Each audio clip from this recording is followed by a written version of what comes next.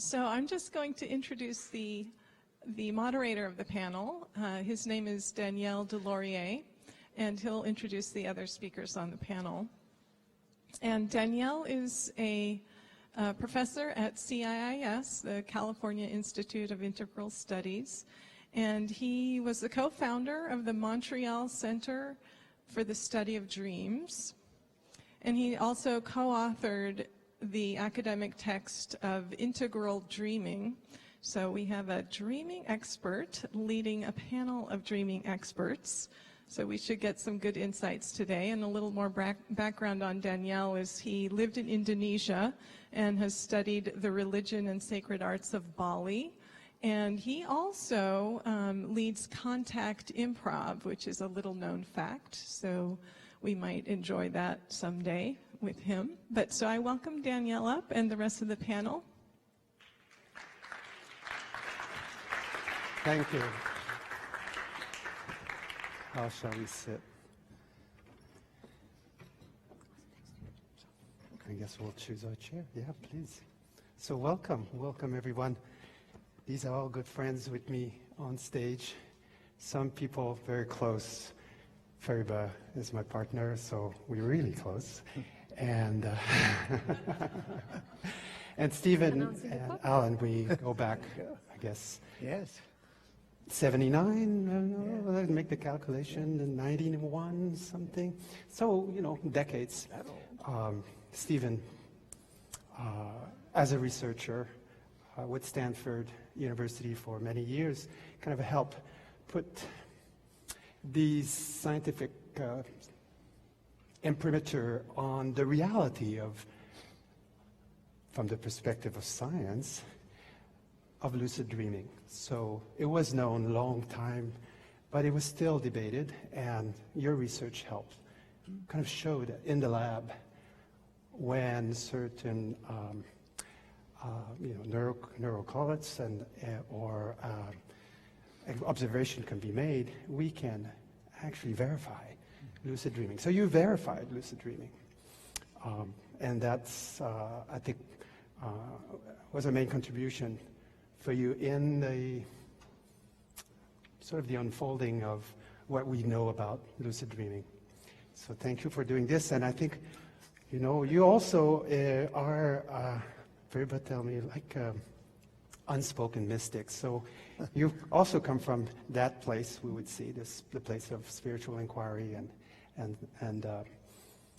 that comes true in your book. And then what I'm interested in our conversation today is kind of to see where, when we bring those different perspectives together, the scientific and you might say the spiritual inquiry, what does it disclose about lucid dreaming? And Fariba, you're an artist. We thank you very much for your presentation just now, showing the sort of the subtle dimension of lucid dreaming that cannot be shown neither through science, neither through words, and the art can come to kind of help us connect and mirror back this the plenum of the phenomenology, the lived experience of lucid dreaming. So you are also a researcher, and you were part of Stephen LaBerge's team in the 80s and 90s. So you're also a scientific researcher, and you're a contemplative coming from the Persian tradition and shamanic practitioner and so on. So I will be interested to see what you have to say about bringing all of these dimensions together. So welcome. And Alan, for me, you represent the tradition, the Buddhist tradition, the transmission. As much as we speak of kind of meeting what comes up in terms of our own being with knowledge. So we start as a kid, with the template of whatever is my experience. But transmission is much bigger than us, and we meet transmission, and it also is being passed further. And I understand you as someone who really studied and can speak to us from the perspective of of the transmission of the knowledge, especially within Tibetan Buddhism and your contact with His Holiness the Dalai Lama and so on. And you also, as we saw yesterday, you are a researcher, you're a philosopher of science. So I'm also interested in thinking of how these deep form of inquiry kind of connects. And the topic today is about lucid dreaming. So, and it has its own ecology, I would say, inside of the ecology of consciousness, because we connect dreaming with the fullness of kind of the unconscious arising within us, but with a particular dimension of cognizance and inside of it. So here we are. This is my introduction to you, so welcome. And so my first question has to do with, the mind is somewhat psychedelic in a sense, or self-organizing. The way you answer, the way you pose a question will make the phenomenon reveal in a particular way. So each one of you kind of have a particular perspective towards lucid dreaming. So I want to go around and for us to hear from you, like, what is your personal quest? How did you come to lucid dreaming? And how does it shape how you see it? And I thought that maybe, Fariba, you could speak first, and then yeah? But before, just a little meta comment. Can we have more light, please? Yeah, Lux. I mean, I can't see anyone out there, So, and there's no reason, just to have us illuminated when you're not really. So in this dream, also, you are illuminated. Very good. Thank you. That was good. That's better. Yeah, sure. Very good. Okay, sorry. Yeah. So. Thank you for that. Is my microphone working? Yes. Yeah. Okay, only if you're speaking. We go a long way. So it's archaic tropes. I grew up with Stephen. So. Well, I came to lucid dreaming. In some ways, lucid dreaming came to me. I was having a very hard time with high fever when I was 7 years old for 6 weeks, and they didn't know what it was. So I was quarantined for 6 weeks. And every time I would fall asleep, I had a fear of death, that I would not wake up. But after about 3, 4, or 5 days, or about a week, I realized I am waking up.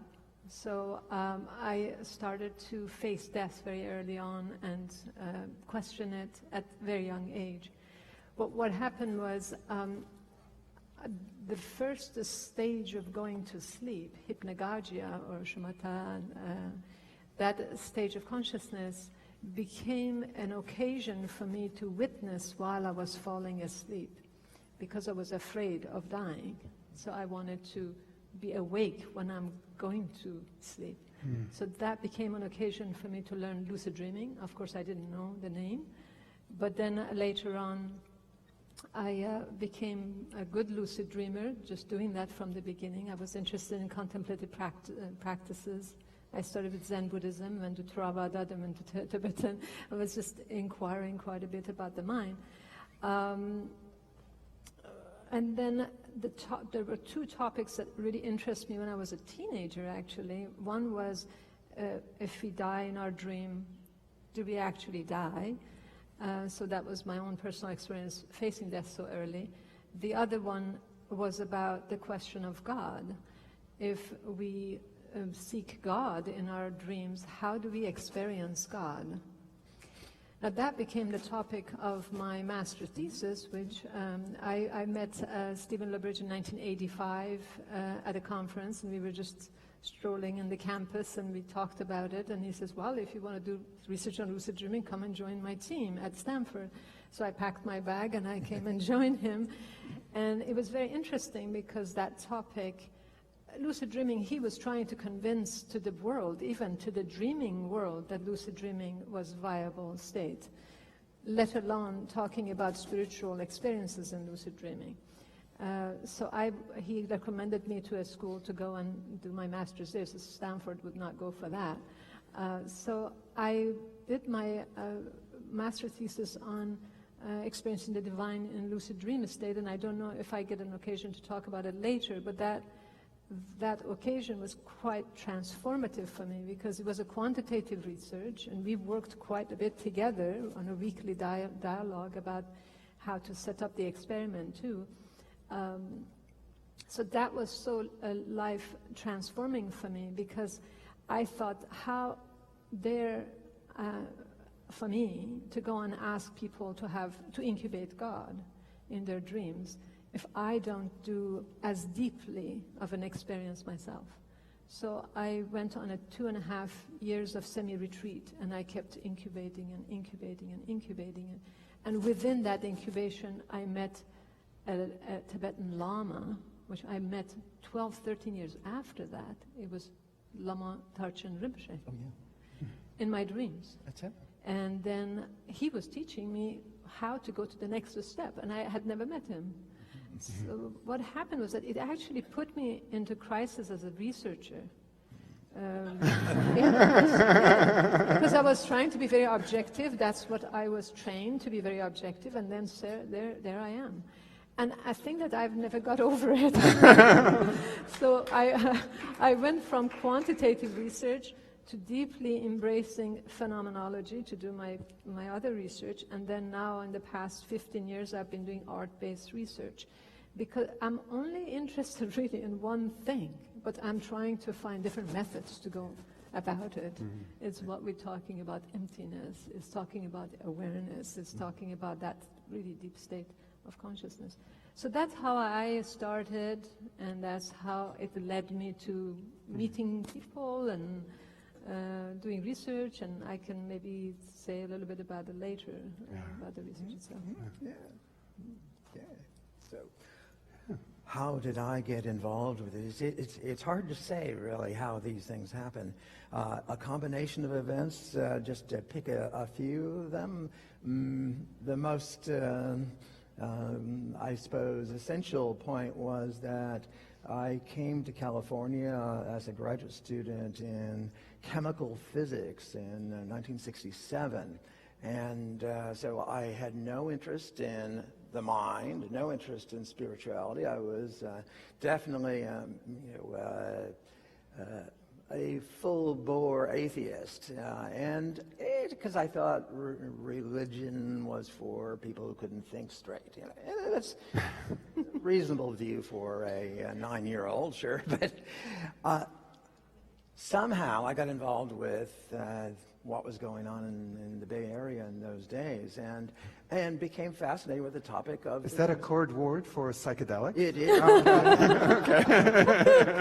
And so I had done a year's work, passed all my qualifiers, and done all the coursework for my PhD in chemical physics, and now I had to get a dissertation topic. And I could not find anything that I wanted to do except for the chemistry of the mind. Say, how does what's going on, obviously on the level of chemistry, quantum chemistry, no doubt, how does that connect to this wonderful transformative view of reality that I was experiencing? That's what, doing anything else would be just pointless. But of course, every professor I went to talking this over with said, oh, no, you can't do that, but you're certainly welcome to work on this, quantum catalysis or whatever the stuff was, something else. And so I decided I'd take a leave of absence and try to find the deeper spiritual value that I'd recently been open to, and looked into all kinds of different spiritual paths and techniques, ranging from yoga to Fritz Perls' dream work, and tried a little bit of everything, more or less. Yet, I knew I wanted to study consciousness, and decided after a while that I wasn't going to be Bob Dylan again, so that instead I had to find a way to use my abilities in science to work on the topic that mattered the most to me, and so how to study consciousness. And because Stanford has a very wonderfully flexible program that if a person is in good standing, past all the requirements for a PhD in any subject, they can make, in theory, an interdisciplinary topic. So I worked on several options, starting with general systems science, sort of catastrophe theory, what became later chaos theory, all of which they were too theoretical really, but I finally ended up in the third time with lucid dreaming as a topic. And as I mentioned yesterday, that I wanted to study consciousness, but it was not allowed. You couldn't directly study consciousness in those days in the U.S. academic establishment. It just wasn't done. And so, but observed that there was the angle that you could do. You could take dream work. So in dream research, people are studying consciousness, and exactly in the form of studying the relationship between what happened in the reports from consciousness in their dream experience, and connecting that with what was going on in the brain and body and the nervous system. So, which is to say, psychophysiology, which is this not really a mysterious topic as we seemed to think yesterday, simply taking equally, with equal validity, the inner experience, whatever happens in the mind, plus the physiological correlates of that, and seeing how they interrelate. It also provided a way of providing some additional validation or verification of the subjective report. One of the problems with the subjective report in terms of most science's view on it is that it's difficult to check, to know whether it's accurate or not, because we do know that we have fantasies, make things up, have false memories, and so on. So how do you know that the experience you're having that you report waking up from a dream actually happened then, or happened the way you thought it was? And the answer was it can be done by the fact that there is a strong connection. For example, if I look in my dream to the left and then to the right, the eyes, in my eyes, I should say, in the sleeping body move to the left and then the right, and that's objectively measurable in this world. So I then used the method of having a particular pattern of eye movements or muscle clenches, but a pattern that would have a relationship with the rest of the... So the beauty of this approach in a way is that it kind of merges what is observable, and that was a creative spark of your dissertation. Like, would be the observable thing that we can actually pin to the inner experience of lucidity, and then you were able to kind of like marry those two, and that kind of released us from questioning it in a way. Yeah, well, it should have, of course, and it did for many of us. There's still some people who just, I don't care what the evidence is, I'm not going to believe it. Yeah. But the thing I wanted to say about this is that's what got me started in the topic, saying is I want to study consciousness and I have an interest in this. But what I found as first problem is I had to be the subject, first of all, because I didn't have anyone else that I could find to do this. So I had to learn how to have lucid dreams myself. So I worked on and stumbled in the dark until I actually found a key to lucid dreaming, which is remembering to do something. And that allowed me to have lucid dreams at will. So then I started to have very frequent lucid dreams. And as I did that, then something else opened up, and that was that there was an inner spiritual value to it, that the state wasn't just something of scientific interest, but for me, the experiencer, there was a great value. And I found that came from paying attention to what occurred in the dreams, and, for example, dealing with nightmares in a direct way instead of flying away and escaping them, face them and going straight forward. And the odd thing about this teacher in the dream is I mentioned that I got set on the right path after 40 lucid dreams going the wrong direction, of flying away from danger when I realized I'm dreaming, to the teacher, Idris Shah, in the dream saying, too bad, Stephen, good that he could fly, but too bad that he didn't realize that because it was a dream, there's nothing to flee. And therefore, I got the message, doesn't make sense. And I made an entirely different path of focusing on the fears and going into them and dealing with them instead of avoiding them better. And that one little piece of advice, from who knows where, but it seemed to be from the teacher, changed my life in a way. Yes. Yeah, wonderful. And maybe this could be a good segue, because I wanted to bring you here in the conversation. Because you both mentioned teachers. Fascinating. And I know you've been working, I pegged you here as the person with transmission and people who work with teachers. So maybe you can illuminate us that from your personal experience of what it was for you as well, and if you met teacher, inner teacher, outside teacher, and so on. Yeah, you've nailed me. I'm passing on transmission. And yet the delightful thing about transmission is it's not simply passing on luggage, from generation to generation. I just rather put it on the hard drive and say, look at the hard drive. That's all it is. But the whole notion of transmission is you are receiving the transmission from very realized beings for generations back, but each generation, while you're maintaining a core, it's also adapting, evolving, attending to the surrounding environment. So it is a type of evolution, but while maintaining the identity of the transmission that you are indeed preserving and transmitting. So my short story, I was raised in a very religious background. This is not going to be very long. I'm going to zip through 40, 50 years very quickly. But my father's a theologian, so I got a great big dose of Christianity until I was 18 and finally escaped. And it was mainstream Protestant Christianity, which has many, many merits, and really offers a life of meaning. There's no question about it. Here's a way to live a meaningful life. Listen to the teachings of Jesus, emulate the life of Jesus, follow the ideals that he teaches. I cannot doubt that that is meaningful. But from the age of 13, I had a marvelous science teacher, and I knew I wanted to follow a career in science. And that persisted all the way through. The problem was that it didn't seem to be any intersection at all between this whole Christian worldview and the science that I was going to devote my life to. And so in this increasing frustration through my teens, something had crystallized for me, and that is two aspirations that are intermingled, but they're not quite identical. And that is a passionate yearning to live a meaningful life, but also to live an authentic life.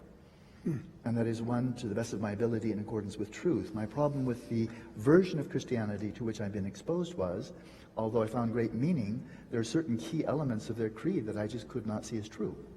I'm not saying they're not true, it just, they didn't make any sense to me, and I couldn't see them as true. And then I looked to science, and there's an enormous amount of truth, and I couldn't find any meaning at all. I mean, nothing. Lots of data points, lots of understanding, but in terms of any kind of fulfillment, transformation, awakening, zip, nada, nothing at all. And so that set me out of that jettisoned me out of Western civilization. Because those were the two big things. Wow. Seeking meaning, and you spiral out. If there was another planet to go to, I would have explored that. But I did basically this, close as you can go to that. I then immersed myself in a culture that was extremely rich and empirical and irrational and had essentially no contact with Western civilization at all, and that was that of Tibet. So the first 20 years, now really quickly, is I was then exposed to, within Tibetan Buddhism, living in Dharamsala. The Dalai Lama became my primary teacher 44 years ago.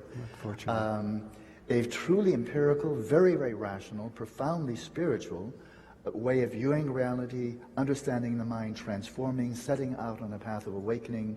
And it was from the vantage point, it was being taught to me as a sentient being, it was taught to me as a person who is not enlightened, which is a very good way to start.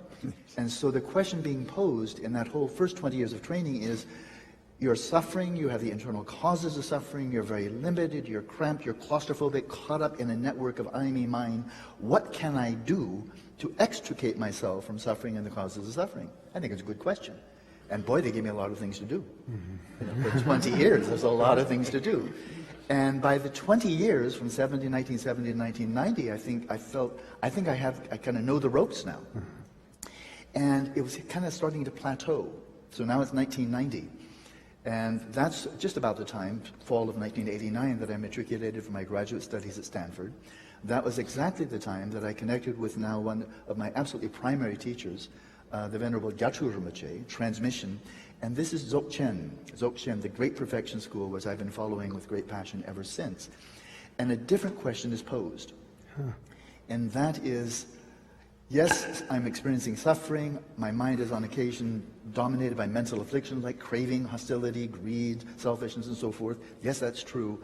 But the question is different. And that is, what am I doing that's perpetuating the mess? And how can I stop? Right? And so the Dzogchen, this great perfection school, approaches the whole issue from a different perspective, and that is, it looks right through, almost like with X-ray vision. And so if I were a Buddha, I would look at you and I would say, aha, I see Daniel the Buddha. I'm not oblivious to the fact that you may very well be a sentient being, but I'm seeing through the veneer, through the cloud layer, and I'm seeing one who right now is in fact fully awakened. And so now how can I wake you up to who you already are and not simply who you could be in the future? Well, so I'm about to wrap up. So this is 1990. The first teachings I received from Gyaltsen Rinpoche were on dream yoga. Dream yoga, the very first one. I'd known him for some years prior to that point. I received those teachings, and although I'd received teachings on dream yoga years before, this was the first time they really struck me as practical and something I could really deeply integrate into my practice. It was not long after that I met Stephen, because he was there at Stanford at the same time. So we connected. It's been a long friendship ever since. But now just to go to lucid dreaming briefly, because I'd like to continue the conversation here. In that first 20 years, the theme that comes up very repeatedly is that this experience we are having right now, that we euphemistically call being awake, is in fact like a dream. Like a dream. That's this theme that goes all the way through, in the sense that in a dream, if I'm looking at you, in a dream, you appear to be totally from your own side. I mean, I'm simply witnessing you, but you're already there. And oh, yeah, that confirms it. You are really there, you know? What touching is believing, right? You're firm, you're solid. And that's how it appears in a dream. But once you're awake, you know that was all an illusion. Yes, you can reach out and touch. Yes, I don't know what you're going to say next or what your facial expression will be. And nevertheless, you are not there from your own side, independent. This is utterly an entangled relationship. So in that theme, waking experience is dreamlike. But the last 25 years, because I've been really in this stream ever since, is there is a perspective from which it is true to say, right now we are dreaming. It's not that simply this is like a dream, this is a dream. And that really constitutes the core of daytime dream yoga. And the final point is nighttime. So Stephen and I have done a half dozen 10-day workshops together, to my great delight. And it's really deeply impressed upon me that the lucid dream is the optimal laboratory for studying the mind. And that's the way dream yoga is presented, is here's one launching pad. You have the launching pad of daytime practice, the launching pad of dream yoga, the launching pad of the bardo, after you're dead, prior to your next embodiment. That's also a launching pad. In what text that I've translated, Padmasambhava gives 6 launching pads, that this can be the place of liftoff. And dream yoga is one of those. And it's the perfect laboratory for studying the mind and multiple dimensions of consciousness, because everything you're experiencing in a dream, and most explicitly in a lucid dream, everything you're experiencing is only mind. There are no atoms there, no laws of physics, no chemistry. It is purely mind. And so if you're a physicist, your laboratory is created entirely out of physical stuff. Your laboratory is made out of atoms. Very cool. So throw a rock in any direction and you hit something physical. Throw a rock in any direction in a dream and you hit something mental. And the rock itself is mental. So it's a perfect laboratory. So that's beautiful, and maybe we can kind of move with this metaphor in the sense that you're telling us that dreaming is like a laboratory, a platform for an inquiry, possibly an inquiry towards self-knowing, self-realization. Absolutely. I mean, I'm assuming that there's a kind of a goal inside of this. So my second question to all of you is like, well, you are now in the laboratory. So you are asking those questions. What did lucid dreaming, both from your perspective as a researcher and a dreamer, what did it disclose to you? So, yeah. Well, I have to go first to my research, Yeah. and because that really illuminated quite a bit for me. when I was doing this research on the spiritual experiences in lucid dreaming, I had a 2 weeks incubation period where people put an intention that tonight when I'm dreaming, I want to experience the divine, or I want to see God, or the highest. I was interested to see if I am putting that intention, would my experience be the same as if Stephen or Alan or other people would? What would the mind present itself when you ask the highest question from yourself, the most existential question? What's the meaning of life? What's the nature of the mind? The big question. I was interested because when it had a little bit of a background, cultural background, because the cultural background or the religious background I came from before I started to study Buddhism was the Baha'i faith. And within the Baha'i faith, there was no sense of there is a personalized God out there. It was more close to Sufism where there's an essence.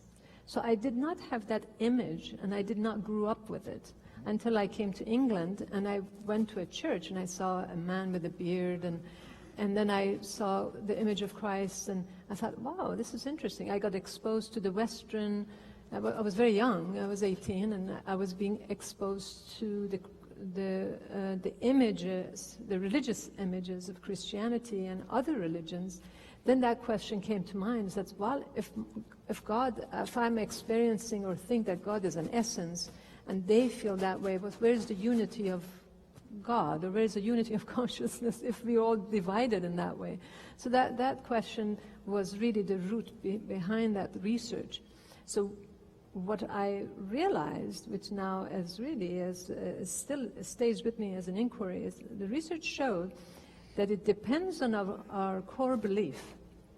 Whatever is our core belief, if we put that intention, we tend to experience something similar to what our core belief is. So our presupposition and assumptions has a great impact on our experiences. So that was the first thing.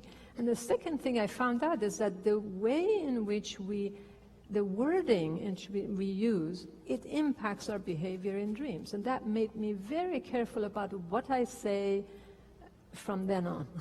That if I say a word like, I seek the divine, and then I become lucid in a dream, and I know this is a dream, and so while I'm seeking the divine, I start getting up and looking for the divine. Whereas if I say I'm experiencing the divine, I would be standing back and letting something happen to me. So I thought that was really fascinating to see, and it was a pretty good data to show the correlation. So then I continued on, and this notion of, if I become lucid in a dream, if I let it happen, let things happen without me interacting with it, and just look and witness the nature of my mind and see what my mind presents itself, that became an important thing, because I started to experience unexpected imagery, unexpected experiences beyond my comprehension. And then having this wonderful experience I had when I was doing this research of visiting, I used to call him my dream lama. I didn't know who he was. I thought it was Khalil Rinpoche. I went and met Khalil Rinpoche. I thought it was him. So no, it's not Khalil Rinpoche. And when I met Lama Tarchen Rinpoche, it was very interesting. 12 years after I had the dream about him, I met him, and he came right straight to me, and he said, I have met you somewhere. And I looked at him right to his eyes, and I said, you've been coming to my dreams for years and teaching me. And then he looked at me and said, oh, that's where I met you. I had never really submitted myself to any religious system, but I took refuge with him, and I studied with him for 10 years, and we ended up co-teaching dream yoga and lucid dreaming together. It was a pleasure to be with him and learn about the system of Tibetan Buddhism from that perspective. But for me, what is disclosing is, my interest is more of the non-representational, beyond the narrative form. I like to go to spaces where there is experiences where I don't have any reference for it in waking. And going there, is it okay? Do you hear me? It's good. Going into those experiences, there's a whole list of criteria, let's put it that way. One has to really face fear. One has to have some level of contemplative practices. And one should not be even afraid of dissolving the self to be in that space. And for me, what is disclosing is that when we talk about void and emptiness, or when we talk about luminosity, is that there is something about sustainability. If we are able to sustain that state of consciousness, something often arises in that state. But then if we sustain it even further, when there's nothing arises, that's what I discovered. For me, the disclosure is that that's the seed of wisdom. That's where the seed of wisdom is. There's nothing about, oh, I'm inspired or anything. There's something changes in oneself. The perception shifts. So I'm not the same person I was 30 years ago, 40 years ago when I started this practice. I'm a different person. My perception has changed. If my perception changes, my reality changes, my reality changes, my behavior changes, my behavior changes, if my environment changes, everything changes. So for me, what lucid dreaming practice has disclosed for me is that if one really stays, I call it the practice, if one really stays with the practice and go deeper and deeper, and the laboratory is right here, and the observation is all happening here, is that there is something vast inside of ourselves. That's where the wisdom lies. That's what it has displayed for me. And so I feel like the treasure revealers is finding the treasure there. So that's Thank for you. me. Alan? Oh, yeah. Après toi. Après Okay. toi. All right, yes. It's a difficult question because what have I learned from lucid dreaming? Because there's so many different levels that you could address that on. And Fariba, I think, is just a wonderful job of talking about the highest level. And I've mentioned this already as well. And so I'll say, certainly, there's the opportunity for the direct experience of what there is beyond the dream somehow. What you get when you remove all dream-like experience, which is to say, anything that you're experiencing then could change, because the thing that we're wanting to experience is beyond that, so you have to remove what's preventing you from seeing it first.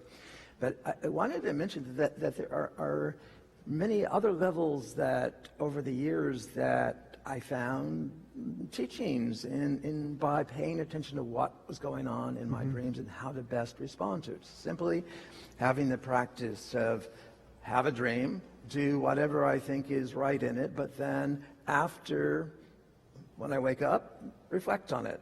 Say, could I do better? Was I happy with that response? And if not, change it and say next time I'm in that situation, namely a lucid dream, I'm going to do something in accordance with my new view of what should work better. Now, this is something when I said that I learned to have lucid dreams at will. And when this was occurring, I was having many lucid dreams. I was having nightly lucid dreams, often several a night. And so this meant that I had enough continuity in the practice that I could have an experience last night and say, oh, that wasn't quite right. I'm going to try to do something different next time. And tonight, have an opportunity to do so. And so, as opposed to if it's another 2 months before it happens again, you just can't maintain the continuity. And so the growth doesn't happen in the same way. So a high frequency of lucid dreaming has that value because it gives you an occasion, for that persistent state. It's also something that Fariba mentioned that is very important, is that you can realize some oddity occurs in your dream, and you say, oh, this is a dream. And then often you might then get re-involved in the dream and forget what you knew a moment ago.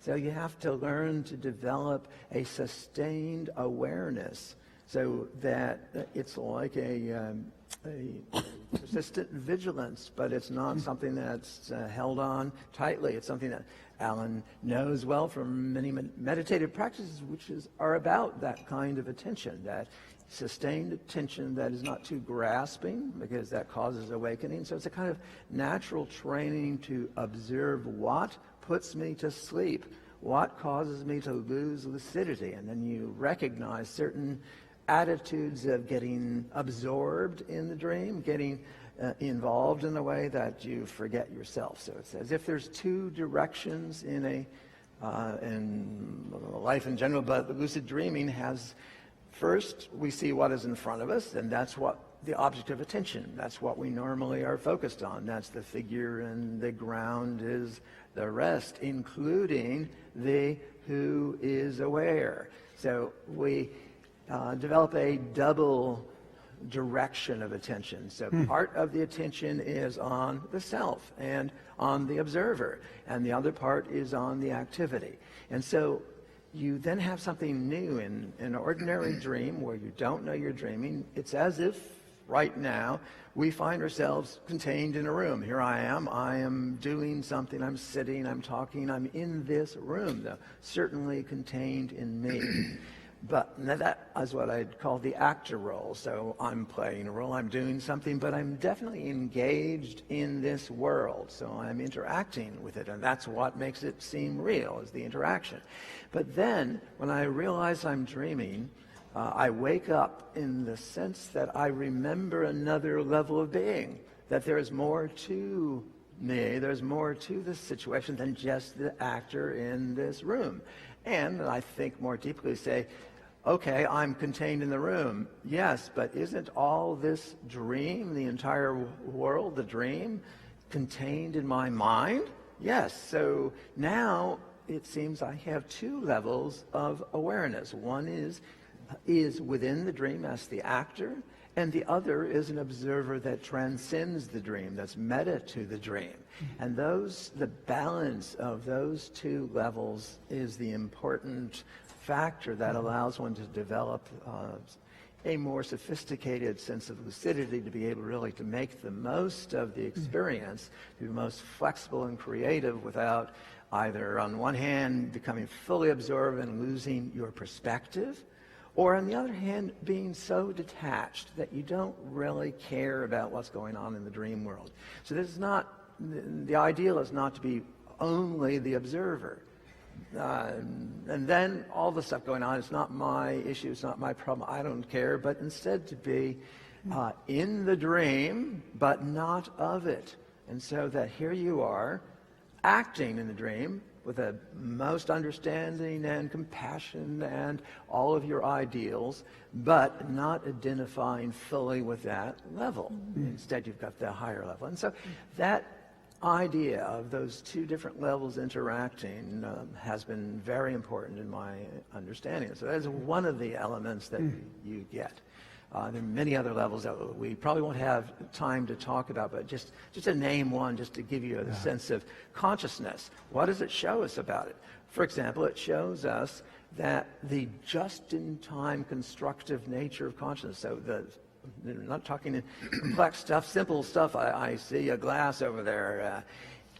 The simple example, I walk in the house and there's the answer machine, a little black box with a red LED blinking. I've got a message, so I want to go get the message. I'm walking over to push.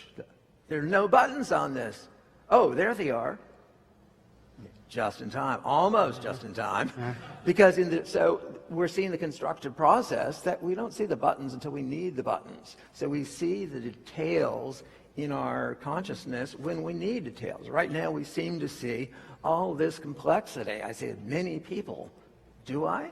Or do I see the idea of many people? It's not until I look at one particular individual that I could tell you what color their eyes were, because I don't know. I think I know everybody's in color there, but I don't know that. And we see in the dream, we see the constructive process happening right in front of our, quote, eyes. And that then gives you a different perspective on how the construction of consciousness occurs. And from all this, you certainly come to the point of view, of course this is a dream. What else would it be? It's a dream. That's what consciousness is. It's not the whole story. It's a dream about what? What's the meaning of the dream? What is it telling you? Is it a matter of wisdom or not? But it is certainly, in a sense, it's a kind of an illusion. It's like it's all on television. Like this must be. Well, beautiful, the idea of, double dimension of our own engagement, the engagement with the inner and the outer. So I wonder what you have to offer. Yeah. It really seems to me like there's one person here speaking with 4 voices, yes. Which is very cool. But I never know what they're going to say.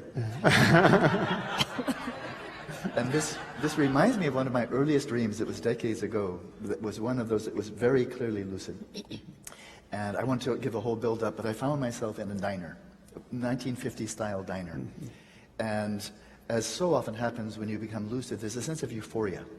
It's a kind of a genuine happiness. It's not something in the dream is making you happy. Mm-hmm. It's a kind of euphoria you're bringing to the dream because you get it. Mm-hmm. It's really, everybody who's experienced it knows exactly what I'm talking about. So I'm walking into this diner, and an awakened being, like, hallelujah, I've seen the light. This is a dream. And I was so thrilled. It brought out the evangelist in me. Yeah. Not to convert any creed, that I always found that repugnant, but if you're awake, you want everybody to be awake. How can you, it's better. And so I went around the diner to one person after another, and I said, do you know this is a dream? And they're all hunched over their hamburgers and their Coke and French fries, And I went from one person to another after another in the dream, and not one person had any interest in what I was saying. Yeah. They're much more interested in the hamburgers and French fries. And they said, and that surprised the heck out of me. I thought, this is my dream. Yeah. Don't you know this is my dream? You should be, I'm awake. Come with the program. Yeah. And so that came as a real eye-opener. That all of these individuals, and they didn't respond in exactly the same way. They looked differently and so forth and so on. This was the society of my mind. Yes. And they acted even though I was lucid, they acted in unpredictable ways. Yeah. So there are now big parallel here. And that is, I'll use Buddhist terminology, this dreamscape was by individual. It was not a transcendent dream. I didn't have, enlightened beings coming in. It was a bunch of people hunched over hamburgers, that whole dreamscape, this was like in the holodeck, if you're a Star Trekkie, this was my holodeck, the substrate consciousness, and all these appearances of people were arising within this individuated space of my mind, because I didn't know that anybody was peeking in. And so in a non-lucid dream, the people seem radically other, and therefore we're afraid of them, we're attracted to them, we're indifferent, and so forth and so on, but they seem radically other. When you become awake within the dream, you can still be identifying more with yourself, that dream persona. I'm over here, and why aren't you responding to my great enlightening talk that this is a dream? Why are you not doing that? I'm identifying with this one here and wondering why this one over here is not as awakened as I am, right? Or not as interested in I am. But then as you mature in the dream yoga practice, then you learn how to release the tentacles of identification that this persona here is actually no more or less me than that persona there, that persona there, that persona there. They're all coming from the same ground, and they're all equally me. Now let's bring that to the waking state. Because the substrate consciousness, this is not divine, it's not Rikpa, it's not transcendent, it's simply an individuated stream of consciousness, but it is a substrate consciousness. It is that out of which the persona that we wake up with every morning arises, the persona from dream to dream. So the substrate consciousness will be the consciousness that you have of me being Daniel Deslauriers or you being Alan Wallace. Yeah, I just mentioned just briefly, that is, it's the consciousness that remains when you're in deep dreamless sleep. And that's when it's just quiet. It's like a Lamborghini with 16 cylinders that's just idling. And then you turn it on. You put it into gear, and suddenly the holodeck turns on, and whoosh, you've got yourself a whole world there. Yeah? It's what's left over. But the substrate consciousness, this is not identical to what Stephen was calling awareness yesterday, and that's a perfectly good translation of the Rikpa, but I generally add the adjective pristine awareness, just so we know it's not just utterly ordinary awareness. But in this waking state, which again from the Dzogchen perspective, from enlightened perspective, this is a dream. Once again, insofar as we are non-lucid in the waking state, then once again everybody appears to be radically different and attracted here, afraid here, angry there, and so forth and so on. But if one cuts through not only the coarse mind, the ordinary mind of the psyche of the waking state, but cuts through the substrate consciousness, breaks through, melts through, releases through, because it's not a machete problem. It's a total release of identification even with the substrate consciousness, a release of all grasping, all identification, all reification of my substrate consciousness as being something discrete, inherently existent. Release that. Then from this perspective, now once again, all of this in the waking state is an expression of one mind. Pristine awareness, primordial consciousness. This is the great, the great convergence point, I think, of all the mystical traditions of the world. And insofar as one releases the identification to this persona in the waking state, then you see everyone is me. So I'm going to end on this note. I have not been able to track who said this. It might have even been Nisargadatta Maharaj. But when I view the world with the eyes of wisdom, I see that I am nothing. When I view the world with the eyes of compassion, I see that I'm everything. And so that entanglement between the two, it makes dream yoga really mesh entirely with the rest of this deepest view of reality itself. Wow.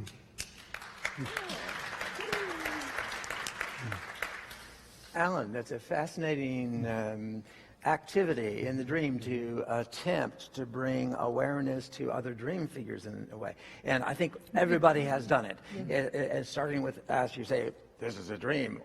Much better than, you're all in my dream. Did you know that? So at least this is a dream, sort of puts us in the same boat, we might say, even though it is an empty boat. So. We tried that in the laboratory many times, trying to have people convince other people, and we had a hard time. The only person I was able to convince in a lucid dream, is Daniel. and then he willed it in the dream, says, well, let's fly. So he held my hand and tried to fly, and we got stuck on the wall. then I started asking the question, whose will was that? Yes. It's a lot of interesting question about whose will is it. And if in Gestalt, they talk about, in Gestalt, every aspect of dreams is part of ourselves. Why is it that those aspects are not awakened, but one aspect is awakened? Right. So fascinating. Yes. Alan's dream seemed to be an expression of the Buddhist ideal of all of us must know. You are starting with, here I've got this knowledge, and I want to extend it to all of these beings. But where are they at this point? Where I was a few minutes ago, essentially. So there's the challenge, is how to do that. And it's a fun exercise in the lucid dream, is to find a way that you actually can have the appearance, at least, of the other figures go along with it and open to that, act as if they know it's a dream. And it's more like you have to, the cooperative way of saying, you're not going to just simply believe this is a dream. Instead, hey, let me show you something. Step in the air here with me. How do you think we're doing that? Oh, it's because it's a dream. So you give time for it to develop. Well, this is the interesting point for me, and that was, how I kind of structured our conversation. I hope we had like another 20 minutes, but let's say that there's a meme around lucid dreaming, that this is something that we can do individually, and then suddenly when we realize that we can do that individually, that's something that we can do collectively. A little bit of that dimension of this kind of self-other entanglement inside the dream and also inside the lucid waking. Now, knowing that lucid dreaming, you all have contributed to, let's say, the meme of lucid dreaming in the world right now, by your publications, by your talks, by teaching people how to do so, by doing the transmission of dream yoga. I'm sort of interested in kind of like the future of lucid dreaming. Do you see that maybe we are? I'm going towards, what would be a collective lucid dreaming? Are we going towards that? It's an open question, and what would it look like when we say it's not just my dream here, it's our dream, and then we come to that realization kind of together. So, but that's my perception of maybe what the future of lucid dreaming would be. I wonder if you think about this from, not just from the perspective of personal development, but from kind of the perspective of how it kind of overflows into the world. Lucid dreaming overflows into the world. Well, we have been involved with this practice for so many years that we've gone from not being at all seen or acknowledged to suddenly it's become mainstream. When my cousin tells me, have you ever heard of lucid dreaming? I know it's mainstream. Inception, Inception. The movie. When we walked out of, we went and saw Inception together. When we walked out, Daniel said, that was an interesting movie. I said, you have no idea what this movie just did to the world of lucid dreaming. And so it's now out there. Because of the time, I would just be very short we have 5 to minutes. say that the practice of lucid dreaming, the dream yoga, which is lucid dreaming is part of that practice, it's a practice of lucid waking. It's a practice of being awake here. All the practices that we do to become lucid in a dream, it pertains to this state of consciousness. So I think that by people getting interested in lucid dreaming, they're starting to ask questions. So the inquiry is going to be more and more about consciousness, about waking up. And in my courses, when I mainly teach in academic courses, and what I teach my students is that it's not just becoming lucid in your dreams. Look at lucidity in many different aspects of one's life, from relationships, from work, from physical, from environment, from social, from political, is a form of waking up to really see what's going on.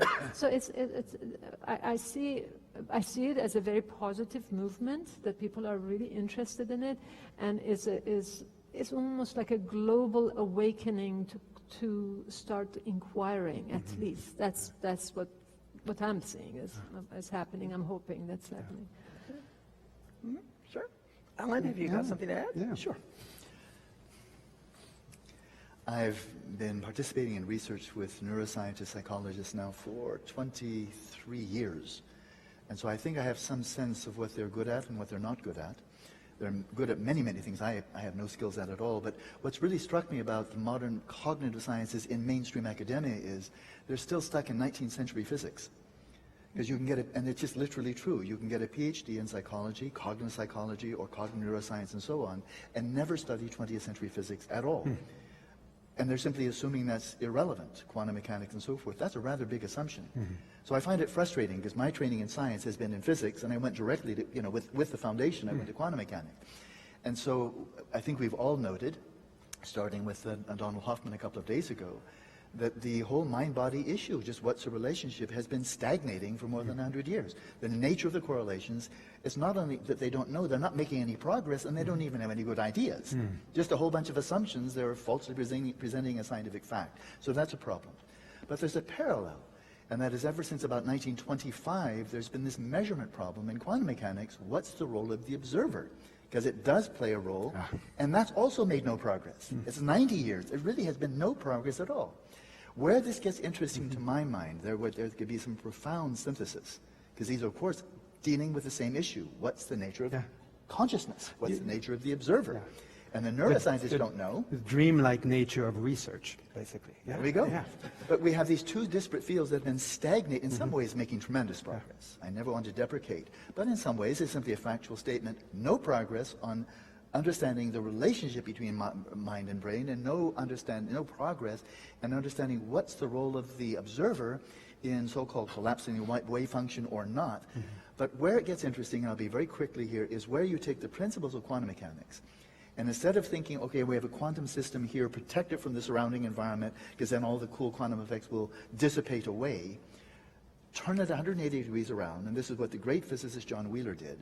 Let us just turn it all around and assume the entire universe is a quantum system. What comes out of the mathematics, so it's hard science. This is not New Agey interpretation. This is a man of the same status as Richard Feynman, right? John Archibald Wheeler. He said, when you look at the mathematics of it, they took the Schrödinger wave equation and applied it to the entire universe. If you take out what John Wheeler called the observer participant, you have a problem of frozen time. The universe does not evolve, it does not change, nothing happens. You have a perfect symmetry, which is absolutely still, stagnant, unmoving. You need to, and there's no time. It's frozen time, which means there is no universe happening. Introduce something into the equation, and that is the observer participant, and what the observer participant does is say, now. It is a conceptual designation, it's an intrusion, it's a intervention into this smooth symmetry, and by saying now relative to now, there's tomorrow, there's yesterday, there's future and past, and now you have a universe that evolves. No observer participant, no universe, and no time, right? So what I've reflected upon this with tremendous enthusiasm for a number of years now, reading one paper after another, and what really comes out of this for me is that there is not a universe that we're all looking at as it's already out there, and we're looking at it from multiple perspectives and trying to map it with the scientific world that represents what's already there.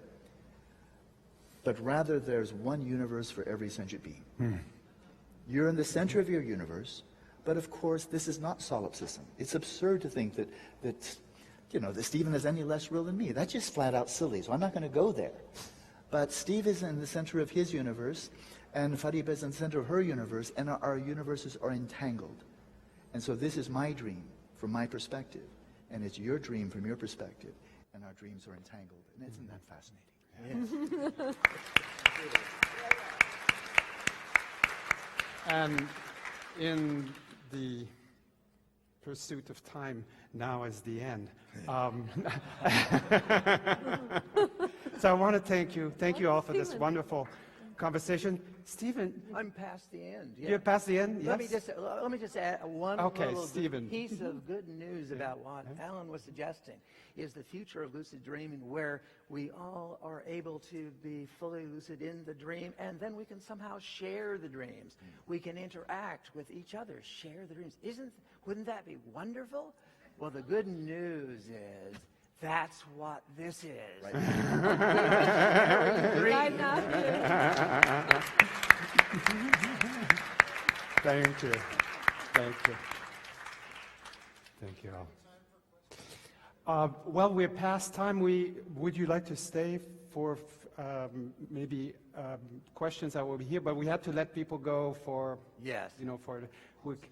The people who are staying could stay, and those who are going could go. Yeah. Should we move it off stage? Yeah, we'll do it off stage. Off stage. Yeah. All right. Okay. Yeah.